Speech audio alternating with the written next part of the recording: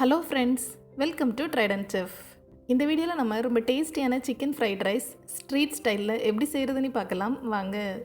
இது செய்கிறதுக்கு நம்ம ஃபஸ்ட்டு ரைஸை ரெடி பண்ணிடலாம். அதுக்கு நான் ஸ்டவ்வில் ஒரு பாத்திரத்தில் தண்ணீரை நல்லா கொதிக்க வச்சுருக்கிறேன். இதில் நான் 1 டேபிள் ஸ்பூன் அளவு எண்ணெய் சேர்க்குறேன்.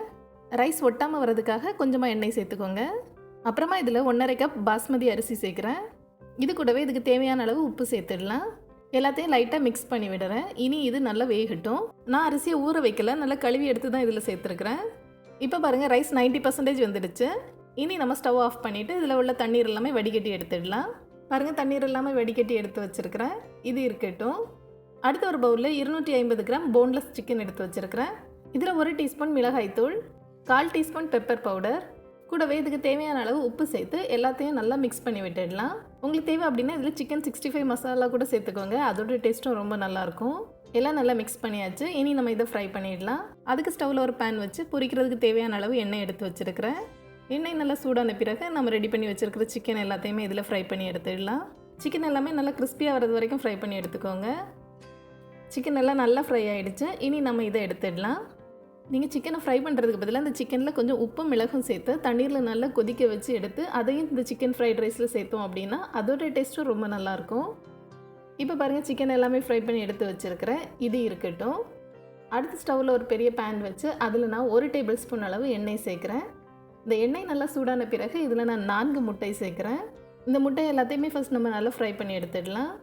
நல்லா மிக்ஸ் பண்ணதுக்கப்புறமா இதில் 1/4 டீஸ்பூன் பெப்பர் பவுடர், கூடவே இதுக்கு தேவையான அளவு உப்பு சேர்க்குறேன். மறுபடியும் எல்லாத்தையும் சேர்த்து நல்லா மிக்ஸ் பண்ணி விட்டுடலாம். முட்டையெல்லாம் நல்லா வறுத்து எடுத்துடுங்க.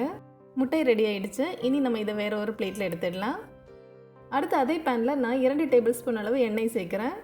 எண்ணெய் நல்லா சூடான பிறகு இதில் 1 கேரட்டை துருவி எடுத்து சேர்க்குறேன். துருவிய கேரட்டுக்கு பதிலாக சின்ன சின்னதாக நறுக்கி எடுத்தும் நீங்கள் இதில் சேர்த்துக்கலாம்.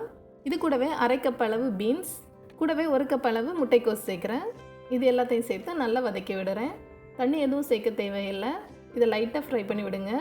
அதுக்கப்புறமா இதில் தேவையான அளவு உப்பு சேர்த்து மறுபடியும் இதை நல்லா வதக்கி விடுறேன்.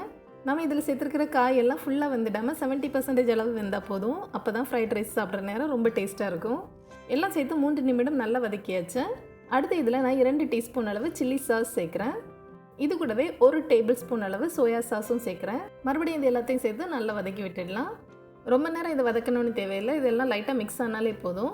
அடுத்து நம்ம இதில் ரெடி பண்ணி வச்சுருக்கிற ரைஸை சேர்த்துடலாம். இது கூடவே நம்ம ஃப்ரை பண்ணி எடுத்து வச்சுருக்கிற சிக்கன், அப்புறமா முட்டையும் சேர்க்குறேன்.